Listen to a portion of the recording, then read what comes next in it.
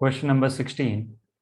A car is going at a speed of 21.6 km per hour when it encounters a 12.8 meter long slope at an angle of 30 degree. The friction coefficient between the road and the tire is 1 by 2 root 3. Show that no matter how hard the driver applies the brakes, the car will reach the bottom with a speed greater than 36 km per hour. देखो बच्चों, यहाँ पे ये जो आप slope देख रहे हो ना, ये स्लोप, इस स्लोप का लेंथ कितना है? Length of this slope is 12.8 metres, correct. Angle कितना है ये? This angle is 30 degree. Car को हमें एक पॉइंट ऑब्जेक्ट की तरह ट्रीट करना है।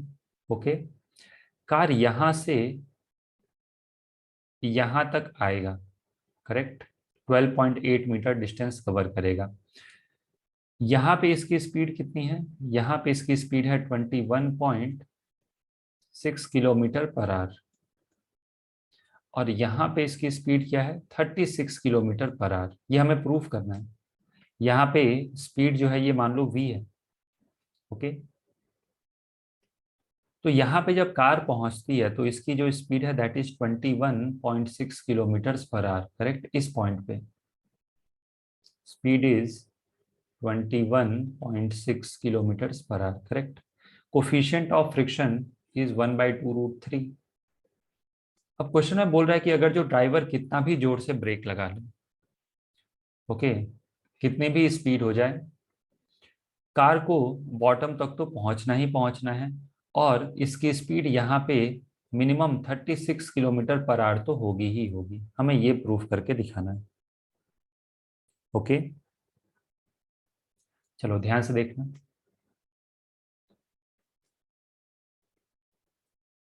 यहाँ पे आप डायरेक्टली फॉर्मूला भी यूज कर सकते हो। ओके, ध्यान से देखो।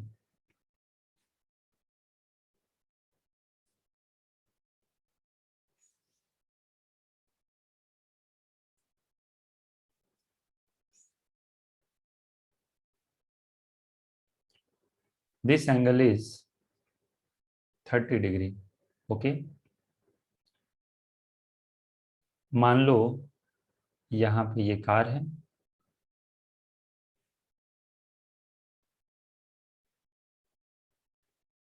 कार को हमें एक पॉइंट ऑब्जेक्ट की तरह ट्रीट करना है। ओके,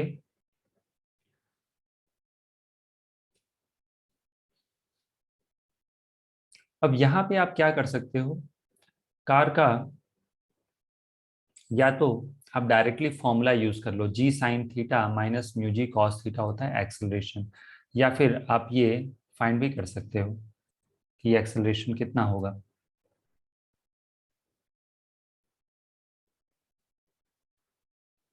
देखो, मैं आपको समझाता हूँ कैसे।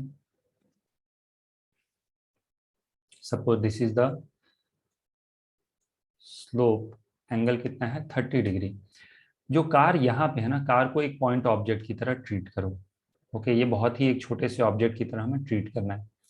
यहाँ पे इसकी इनिशियल वेलोसिटी क्या है? इसकी यहाँ पे इनिशियल वेलोसिटी है 21 किलोमीटर पर आवर। इसको आप कन्वर्ट कर लो मीटर्स पर सेकेंड में। This is 21.6 kilometre per hour. This is 21.6 into 5/18 metres per second.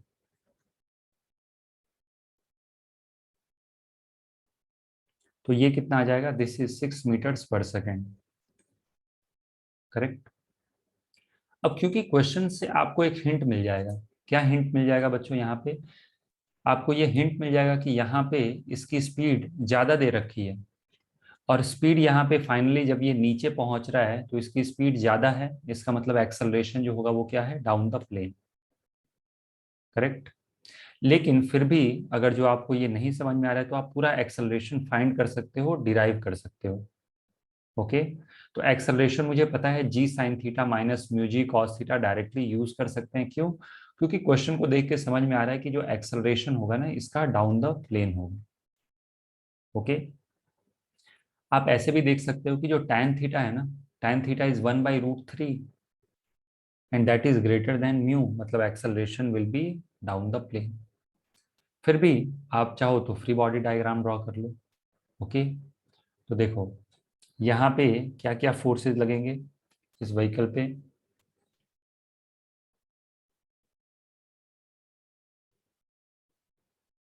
नीचे लगेगा mg। ओके, यहां से लगा mg, यहां से लगा नॉर्मल, और ब्रेक लगाने पे स्किडिंग होगी और फ्रिक्शन लगेगा पीछे की तरफ। Okay,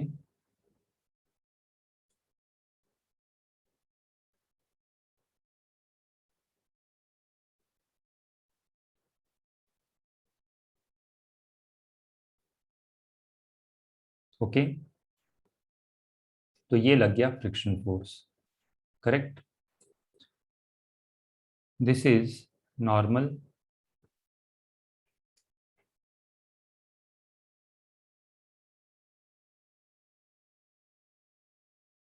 this is normal, this is mg and this is friction force. आप चाहो तो नेक्स्ट डायग्राम में mg के दो कंपोनेंट दिखा दो। अपने को ये एंगल ऑलरेडी पता होता है कि ये जो एंगल होता है ना, this angle is 30 degree. mg के दो कंपोनेंट आएंगे, mg cos 30 और mg sin 30। तो मैं डायरेक्टली ये कंपोनेंट आपको लिख के दिखाता हूं, that is perpendicular to the plane. कितना हो जाएगा, mg cos 30 डिग्री, और एक कंपोनेंट किधर आएगा, एक कंपोनेंट आएगा down the plane, this is mg sin 30 degree. Normal mg cos 30 degree को बैलेंस कर लेगा, normal is equal to mg cos 30 degree, so this is √3 mg/2। क्योंकि स्लाइडिंग हो रही है तो फ्रिक्शन लगेगा maximum, this is 1/2√3 into √3 mg/2, so this is mg/4। Correct, तो यदि मैं F is equal to M A apply करूं इस इक्वेशन, इस कार के लिए, देखो यहाँ पे मैंने फ्रिक्शन की मैक्सिमम वैल्यू निकाल ली। मैं ये दोनों फोर्सेस हटा देता हूँ। मुझे पता है कि एक्सेलरेशन क्या होगा, डाउन द प्लेन। क्यों, क्योंकि mg sin 30 डिग्री क्या है, देखो mg sin 30 degree is basically mg/2, और फ्रिक्शन कितना है, friction is equal to mg/4। तो खुद ही बताओ इसका जो एक्सेलरेशन होगा वो किधर होगा, डाउन द प्लेन। करेक्ट, अगर जो मैं डाउन द प्लेन को पॉजिटिव डायरेक्शन अज्यूम करता हूं तो this force is positive and this force is negative. तो मैं अप्लाई कर देता हूं F is equal to mass into acceleration, mg/2 is positive, friction is negative, is equal to mass into acceleration. अब बहुत ही सिंपल है इसको सॉल्व करना, फ्रिक्शन की वैल्यू रख लो, mg/2 minus mg/4 is equal to ma, this implies mg/4। तो क्या यहां से एक्सेलरेशन g/4 आ जाएगा, यस, समझ में आ गया, जिसको हम लोग क्या लिख सकते हैं, 2.5 मीटर पर सेकेंड स्क्वायर, यदि मैं g की वैल्यू 10 अज्यूम करके चलता हूं तो। ओके, अब फिर से यहाँ पे आ जाओ, इनिशियल वेलोसिटी क्या थी, देखो ये जो मैंने इतने देर ये डेरिवेशन किया, इसको डायरेक्टली आप क्या कर सकते थे, लिख सकते थे कि acceleration is g sin theta minus mu G cos theta. Correct, next देखो, इनिशियली इसकी स्पीड क्या थी, 6 metre per second.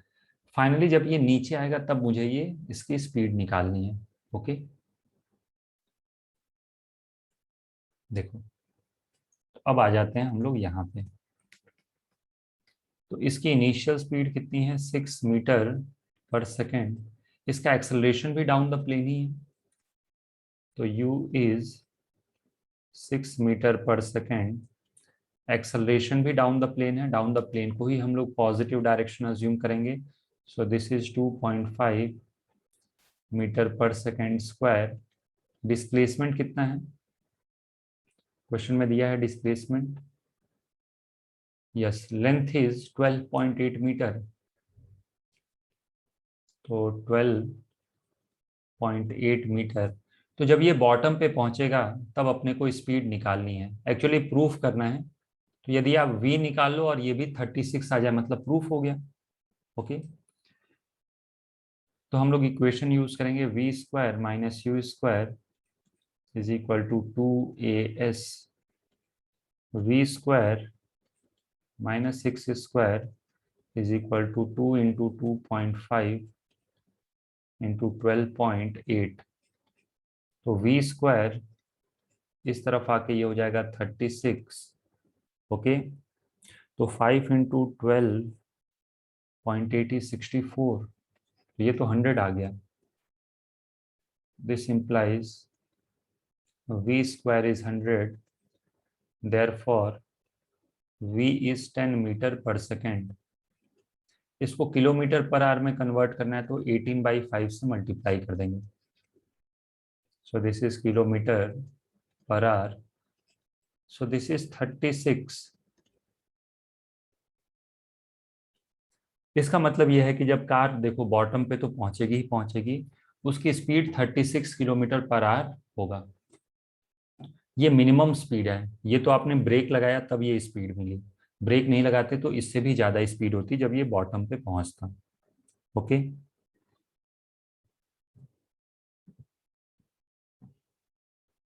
Next question number 17। A car starts from rest on a half kilometre long bridge. तो देखो, इसको बोल सकते हैं हम लोग this is a half kilometre long bridge, और यहाँ पे एक कार है जो कि रेस्ट कंडीशन से स्टार्ट होती है। ओके, कार हमें बहुत ही छोटा अज्यूम करना है, पॉइंट साइज हम लोग मान सकते हैं this is the car. Okay, इसकी इनिशियल स्पीड कितनी है। Okay, next part, the coefficient of friction between the tyre and the road is 1। तो कोफिशिएंट ऑफ फ्रिक्शन हमें 1 अज्यूम करना है। Show that one cannot drive through the bridge in less than 10 seconds. हमें ये proof करके दिखाना है कि कोई भी इस ब्रिज को 10 सेकेंड से पहले क्रॉस नहीं कर सकता है, चाहे आपके पास कितनी भी फास्ट कार क्यों ना हो। ओके, तो देखो, कार का काम क्या होता है, जो इंजन होता है, इंजन का काम होता है व्हील को रोटेट करना, ऑलरेडी हम लोग ये डिस्कस कर चुके हैं। कार आगे क्यों एक्सेलरेट करेगी, ड्यू टू फ्रिक्शन। आप चाहो तो इस कार का फ्री बॉडी डायग्राम ड्रॉ कर सकते हो। This is the car. Okay, ये कार है,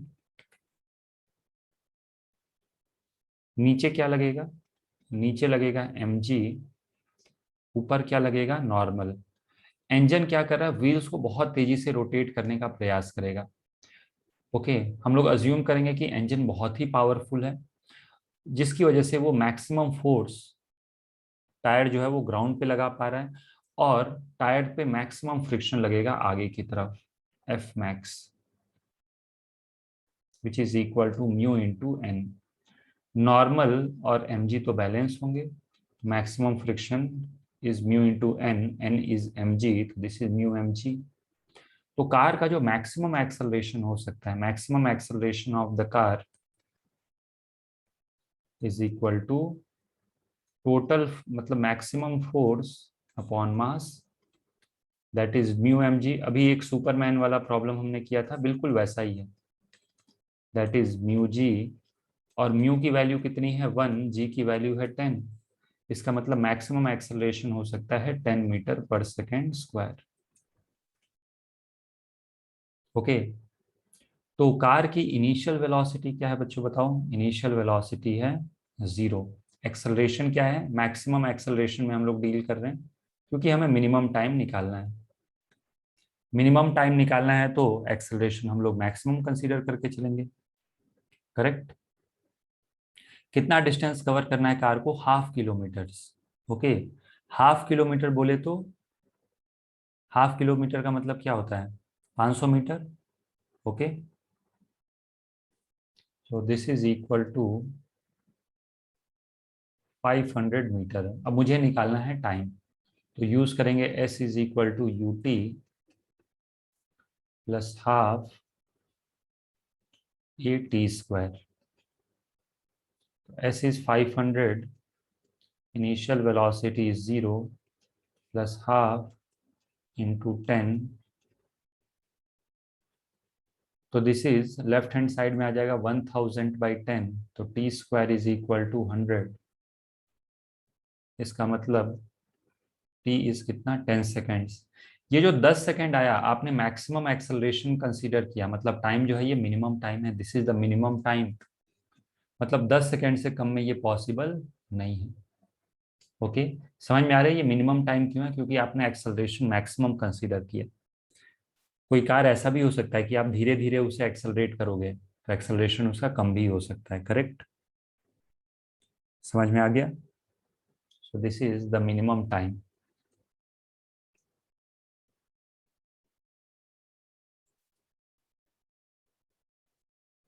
Because we have considered maximum acceleration.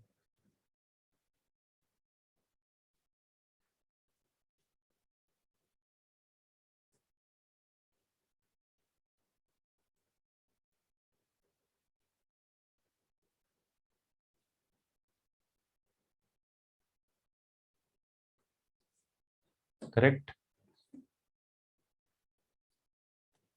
Next, question number 18. Figure shows two blocks in contact sliding down an inclined surface of inclination 30 degree. दो blocks हैं और दोनों contact में हैं। Okay, initially तो इनके बीच में कांटेक्ट हमें दिख रहा है। मास है 4 kg और 2 kg, और इंक्लिनेशन है 30 degree. Correct. The friction coefficient between the block 2 kg and the incline is μ1। मतलब यहाँ पे कोफिशिएंट ऑफ फ्रिक्शन कितना है? μ1। And between the block of mass 4 kg and incline is μ2। यहाँ पे कितना है? μ2 है। Okay, calculate the acceleration of 2 kg block if. हमें क्या करना है? हमें 2 kg ब्लॉक का एक्सेलरेशन बताना है।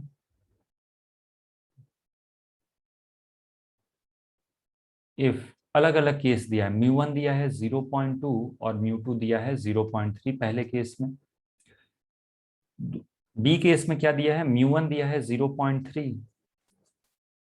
और μ2 कितना दिया है? 0.2 के इक्वल। ओके,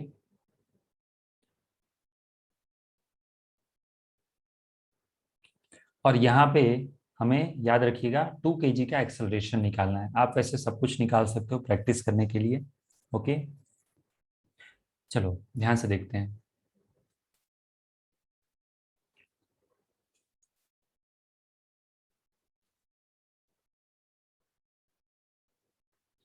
देखो, एक बेसिक कंसेप्ट मैं डिस्कस करता हूं।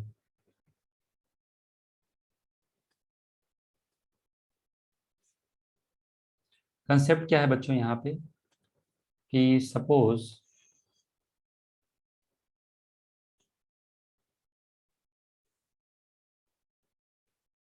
This angle is theta. हम लोग अज्यूम करके चल रहे हैं tan theta is greater than mu, तभी तो स्लिपिंग होगी। tan theta is greater than mu and this is a block of mass m। तो इसका एक्सेलरेशन क्या होता है? इसका एक्सेलरेशन होता है g sign theta minus mu cos theta. Correct. क्या हो जाएगा? g sign theta minus mu cos theta के इक्वल। ओके, अब ध्यान से सुनना। अगर जो म्यू ज्यादा होगा तो इस ब्लॉक का एक्सेलरेशन क्या होगा? कम होगा। Okay, so if mu, mu मतलब coefficient of friction is more, A is less, correct. अब ध्यान से देखना क्वेश्चन में क्या दिया है। ए पार्ट में देखो, ए पार्ट में म्यू 1 कितना दिया है, म्यू 1 इज इक्वल टू 0.2 या फिर 0.20 लिख लो, और म्यू 2 कितना दिया है 0.30। 0.20 किसके बीच में है, mu 1 is between 2 kg block and incline, correct.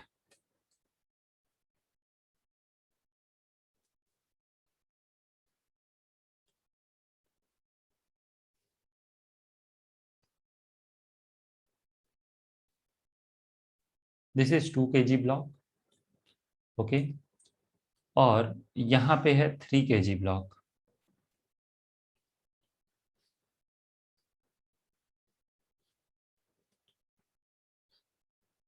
Okay. अब यहां पे ध्यान से सुनना, कहां पे म्यू ज्यादा है, किसका म्यू ज्यादा है, इसका म्यू ज्यादा है।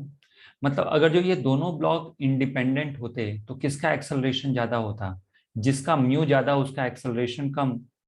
इसका मतलब ये तेजी से एक्सेलरेट करता नीचे की तरफ और ये स्लोली एक्सेलरेट करता नीचे की तरफ, ओके। तो एक्सेलरेशन ऑफ, इस केस में पार्ट ए की बात कर रहा हूं, पार्ट ए में यदि दोनों ब्लॉक्स इंडिपेंडेंट होते, एक दूसरे के कांटेक्ट में नहीं होते, तो 2 kg का एक्सेलरेशन क्या होता, ज्यादा होता, और 3 kg का एक्सेलरेशन क्या होता, कम होता। क्यों, क्योंकि इसका म्यू ज्यादा है, 3 kg के लिए म्यू ज्यादा है तो इसका एक्सेलरेशन कम, इसके लिए म्यू कम है तो इसका एक्सेलरेशन ज्यादा। So if two blocks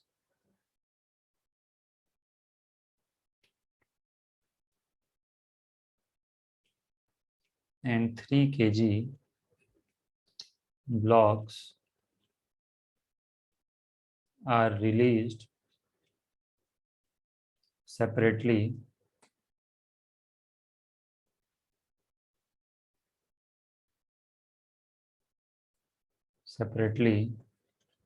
then acceleration of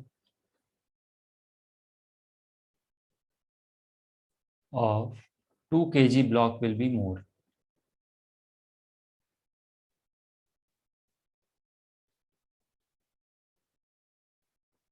क्या मेरी बात समझ में आ रही है। अब देखो इस क्वेश्चन में क्या सिचुएशन दिया है, इस क्वेश्चन में एक्चुअली मैंने मासेस गलत लिख दिए क्या, एक 2 kg है और एक 4 kg है, okay sorry, this is mass 4 kg, correct. तो acceleration of 2 kg will be more, लेकिन क्वेश्चन में सिचुएशन कुछ ऐसा है, देखो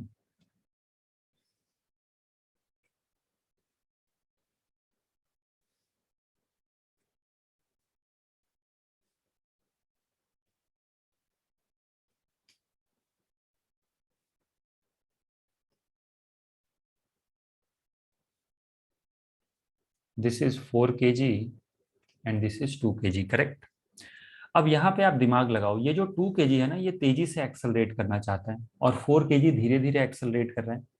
तो ऐसे में क्या होगा, 2 kg 4 kg को पुश करेगा तेजी से चलने के लिए।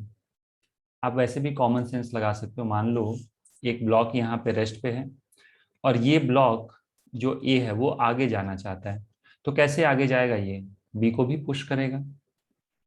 समझ में आ रहा है मैं क्या बोल रहा हूँ। वैसे ही 2 kg का एक्सेलरेशन इंडिपेंडेंट तरीके से देखो तो ये 4 kg से ज्यादा होता, तो 2 kg क्या करेगा, 4 kg पे एक नॉर्मल फोर्स लगाएगा। मेरी बात समझ में आ रही है मैं क्या बोल रहा हूँ। तो देखो होगा क्या, अगर जो मैं सिर्फ समझाने के लिए यहाँ पे एक डायग्राम ड्रॉ करूँ तो कुछ ऐसा सिचुएशन होगा, देखो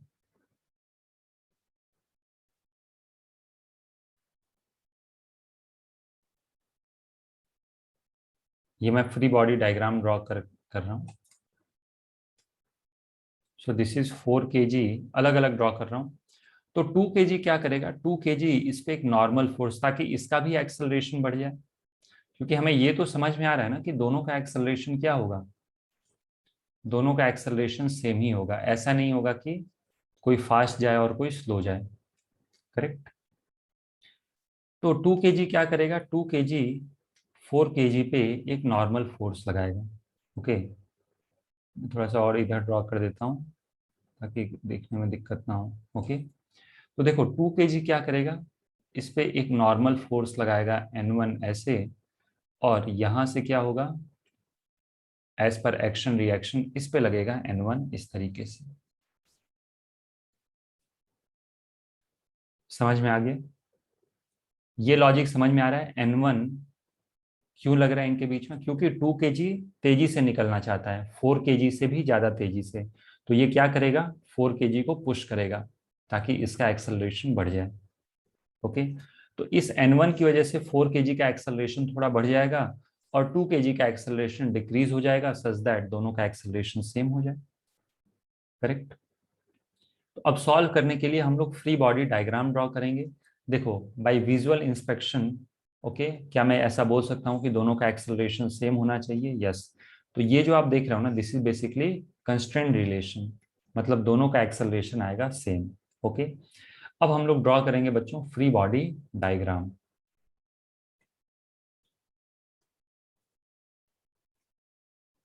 अब मैं एक ही जगह पे फ्री बॉडी डायग्राम ड्रॉ कर देता हूँ। ओके, तो ये देखो, यहाँ पे नीचे क्या लगेगा, 4G, ये क्या होगा, दिस इज नॉर्मल, इसको N2 बोल दो। करेक्ट। यहां से क्या लगेगा, फ्रिक्शन, तो ये मैंने दिखा दिया एक फ्रिक्शन F1।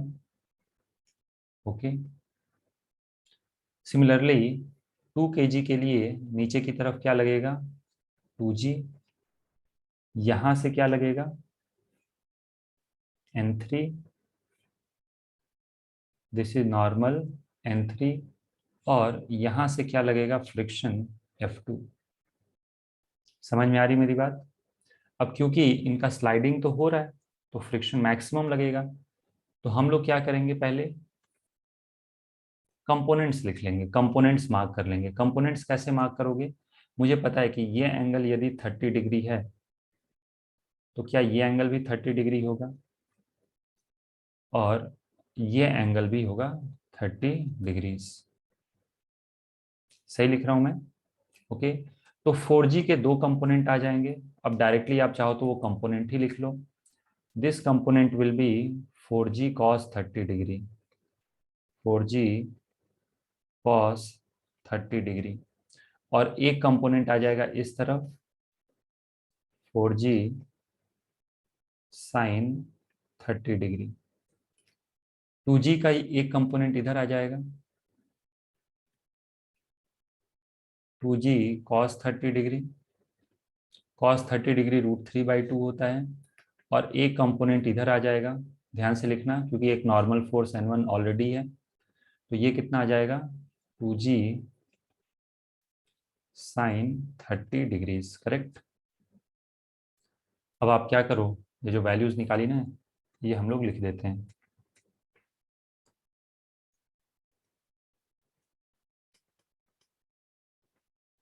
तो 4G sin 30 डिग्री कितना होगा, 4G sin 30 degree is 2G, 4G cos 30 degree क्या होगा, 2√3G। Similarly 2G sin 30 degree क्या हो जाएगा, G के equal, and this will be √3G। आप F1 F2 भी लिख सकते हो, F1 will be equal to, यहाँ पे कोफिशिएंट ऑफ फ्रिक्शन μ2 है, तो दिस इज μ2 N2। याद रखना यहाँ पे कोफिशिएंट ऑफ फ्रिक्शन कितना है, μ2, यहाँ पे कोफिशिएंट ऑफ फ्रिक्शन कितना है, μ1। ओके, तो μ2 क्या दिया है क्वेश्चन में, एक बार देख लें हम लोग। μ2 दिया है 0.3। Okay,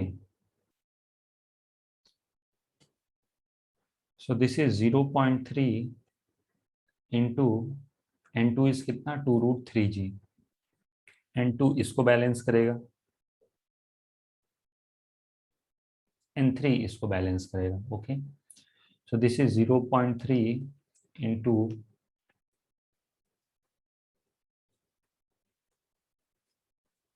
so this is 0.6 multiplied by √3, correct. Similarly F2 क्या हो जाएगा, F2 will be equal to μ1, इसके लिए जो कोफिशिएंट ऑफ फ्रिक्शन है वो क्या है, μ1 के इक्वल है, so μ1 into n3, F2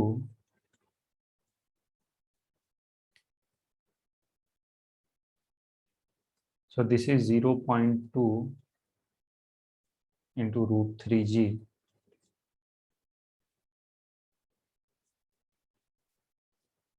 correct.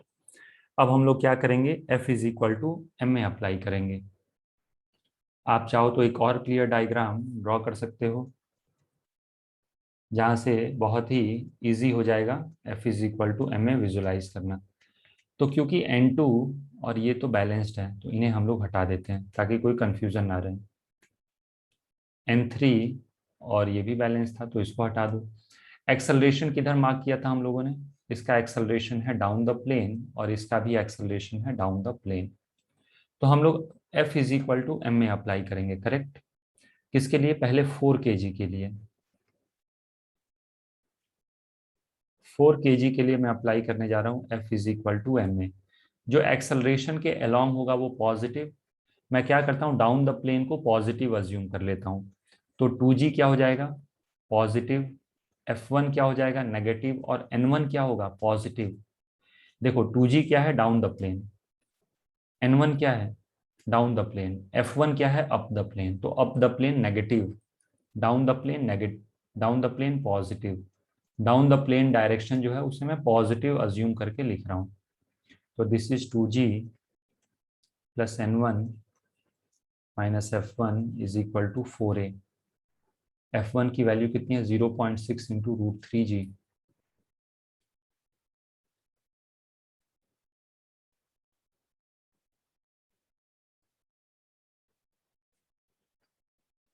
This is equal to 4a। ये आ गया पहला इक्वेशन, करेक्ट। अब हम लोग लिखते हैं बच्चों 2 kg के लिए F is equal to M A. Again हम लोग नीचे वाला जो डायरेक्शन है ना, डाउन द प्लेन, इसको पॉजिटिव अज्यूम करेंगे। तो आप देखो तो G पॉजिटिव होगा, N1 नेगेटिव होगा, और F2 जो है ये क्या हो जाएगा, ये भी नेगेटिव हो जाएगा। तो G minus N1 minus F2। तो फिर से मैं बता दे रहा हूँ, खुद से भी एक बार ट्राई करना है। डाउन द प्लेन जो फोर्सेस होंगे वो positive, up the plane negative. तो G minus N1 minus F2 is equal to mass into acceleration. तो G minus N1 minus F2, what is F2, 0.2 into √3g।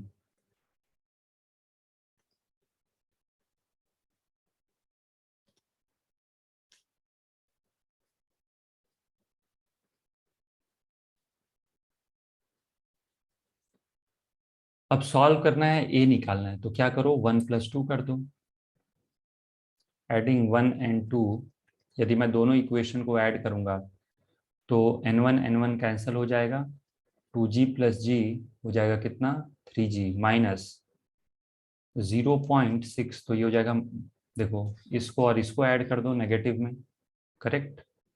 तो ये कितना आ जाएगा, this is 0.8 into √3g।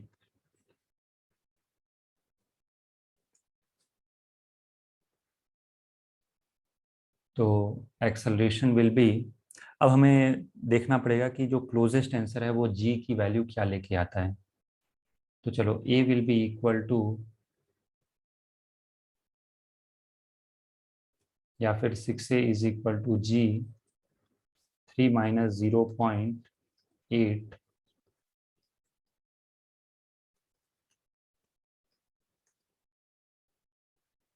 Ji upon 6, 3 minus 0.8 √3।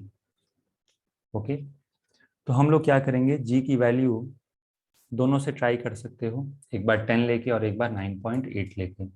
तो हम लोग ट्राई करते हैं 10 लेके कितना आ रहा है। सो दिस इज 10/6, 3 माइनस 0.8 √3। ओके, तो 3 माइनस 0.8 इंटू 1.732,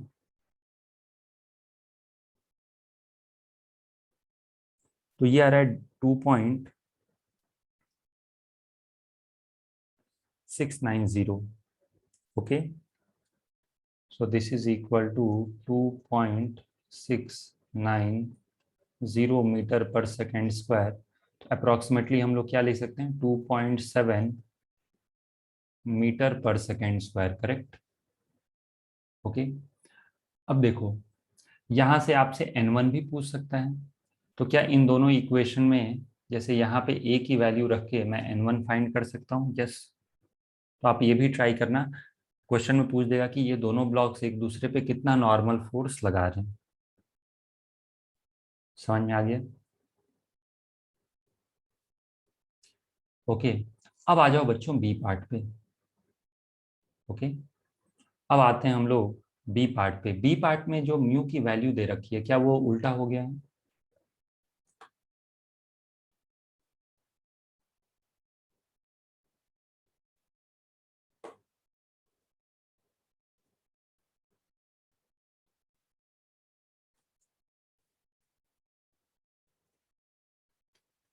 देखो, this is part B. Part B में म्यू1 की वैल्यू क्या दे रखी है, 0.30, करेक्ट। और म्यू2 की वैल्यू क्या दे रखी है, 0.20। तो यहाँ पे किसका एक्सेलरेशन ज्यादा होगा, 4 kg का। Then acceleration of 4 kg block will be more. 4 kg का एक्सेलरेशन यहाँ पे ज्यादा होगा। जैसे पिछले क्वेश्चन में हमने क्या डिस्कस किया था कि अगर जो 2 kg और 4 kg को सेपरेटली हम लोग रिलीज करते हैं, if we release 2 kg and 4 kg block separately, तो एक्सेलरेशन क्या होगा, a is equal to G sine theta minus mu G cos theta. उस फॉर्मूले के हिसाब से देखो यहाँ पे ज्यादा है फ्रिक्शन, और यहाँ पे फ्रिक्शन ज्यादा है, तो इसका एक्सेलरेशन कम, इसका एक्सेलरेशन ज्यादा, क्योंकि यहाँ पे फ्रिक्शन है कम। तो जब हम लोग 2 kg और 4 kg को रिलीज करेंगे अलग अलग, तो 4 kg का एक्सेलरेशन ज्यादा आएगा। तो जब एक साथ रिलीज करोगे, तो देखो जब आप एक साथ रिलीज करोगे ना, तो 4 kg का एक्सेलरेशन ज्यादा होना चाहता है, और 2 kg का एक्सेलरेशन जो है वो कम होना चाहता है। ओके, तो होगा क्या, अगर जो आगे वाला ज्यादा तेजी से भागना चाहता है तो कोई दिक्कत ही नहीं है, दोनों का एक्सेलरेशन अलग अलग हो जाएगा। इसका एक्सेलरेशन हो जाएगा a1 और इसका एक्सेलरेशन हो जाएगा a2। लॉजिक समझ में आ रहा है? अगर जो इसको साथ में, अगर जो आप एक साथ इनको रखते भी हो और रिलीज करते हो, तो 4 kg तो तेजी से आगे भाग जाएगा। क्या मेरी बात समझ में आ रही है? जो 4 kg का एक्सेलरेशन होगा वो ज्यादा होगा। पिछले केस में परेशानी क्या थी ना, पिछले केस में परेशानी ये थी कि ये दोनों क्यों एक साथ आगे जा रहे थे, क्योंकि पीछे वाला फास्ट जाना चाहता था और आगे वाला स्लो। लेकिन यहाँ पे तो जो आगे है वही फास्ट जाना चाहता है। तो एक्चुअली आप जब इसको एक साथ रिलीज करोगे ना, तो थोड़ी देर बाद इनके बीच में सेपरेशन हो जाएगा। ओके, आफ्टर सम टाइम, या मतलब उसी इंस्टेंट पे ही सेपरेशन हो जाएगा। ओके, कुछ देर बाद आपको सेपरेशन दिखने लगेगा। तो दोनों का जो एक्सेलरेशन होगा ना वो सेम होगा, मतलब दोनों का एक्सेलरेशन सॉरी अलग अलग होगा। दोनों का मोशन इंडिपेंडेंट होगा, दोनों एक दूसरे से अलग हो जाएंगे, दोनों एक दूसरे पे कोई फोर्स एक्सर्ट नहीं करेंगे। मेरी बात समझ में आ गई? तो यदि आप 2 kg का एक्सेलरेशन लिखना चाहते हो, acceleration of 2 kg will be equal to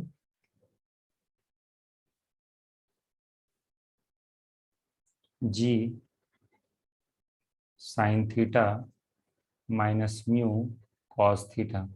ये एक दूसरे पे कोई नॉर्मल फोर्स नहीं लगाएंगे, क्योंकि इनके बीच में कोई कांटेक्ट ही नहीं रहेगा। तो g is 10 sine theta, what is sine theta, sine 30 degree लिख लो। 2 kg के लिए कोफिशिएंट ऑफ फ्रिक्शन क्या है, कॉस 30 डिग्री। तो this is 10, 1/2 minus 0.3 into √3/2, correct. तो 2 को बाहर लेके आ जाओ, मतलब 1/2 को बाहर लेके आ जाओ, 1 माइनस 0.3 इंटू √3, करेक्ट।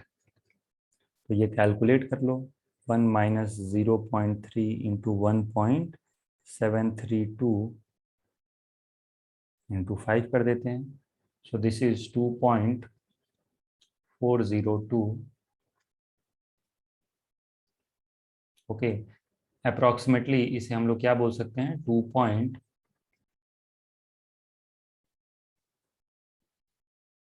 यहाँ पे 4 kg का भी एक्सेलरेशन निकाल सकते हो, ओके। अच्छा, किसी बच्चे ने यदि ये गलती कर दी, उसने अज्यूम कर लिया कि ये दोनों का एक्सेलरेशन सेम है, और फिर जब वो नॉर्मल निकालेगा ना तो नॉर्मल नेगेटिव आ जाएगा, ओके। और लॉज ऑफ मोशन में मैंने आपको समझाया था कि जब भी नॉर्मल नेगेटिव होता है, ओके, तो इसका मतलब क्या होता है कि इनके बीच में कोई कांटेक्ट नहीं रहेगा। नॉर्मल नेगेटिव आ गया मतलब there will be no contact between the blocks, okay. तो आप ऐसे भी ट्राई कर सकते हो, ओके, कि दोनों का एक्सेलरेशन सेम अज्यूम कर लिया, फिर एक्सेलरेशन निकाला, ओके, और ऐसे में जो नॉर्मल है वो क्या हो जाएगा, नेगेटिव हो जाएगा। हाँ, इस क्वेश्चन में फिर इस केस में ये काम किया जा सकता है कि यहाँ पे स्ट्रिंग से बांध दिया इन दोनों को। जब आप इन दोनों को स्ट्रिंग से बांधोगे ना, तो जो आगे वाला फास्ट जाना चाहता है, टेंशन उस पर क्या लगेगा, ऊपर, और टेंशन इसको स्लो कर देगा। सिमिलरली इस पे टेंशन लगेगा नीचे की तरफ, इसको फास्ट कर देगा, और सच दैट इन कैसा होगा, इन दोनों का एक्सेलरेशन सेम होगा। मतलब टेंशन एक के एक्सेलरेशन को बढ़ाएगा, दूसरे के एक्सेलरेशन को घटाएगा, सच दैट कि दोनों का एक्सेलरेशन सेम हो जाए। तो ऐसे भी क्वेश्चन बनाया जा सकता है। जैसे मैं यहाँ पे एक स्ट्रिंग लगा दूंगा, इसी क्वेश्चन में बोलूंगा कि बताओ दोनों का एक्सेलरेशन। तो सबसे पहले एज पर स्ट्रिंग कंस्ट्रेंट क्या हो जाएगा, दोनों का एक्सेलरेशन ए के इक्वल, ओके। इस पे टेंशन लग जाएगा एक टी इधर, और इस पे एक टेंशन टी इधर। और फिर से जैसे ए पार्ट में हमने सारी एनालिसिस की थी, वैसे ही आपको फ्री बॉडी डायग्राम ड्रॉ करके पूरी एनालिसिस एज इट इज करनी पड़ेगी। समझ में आ गया?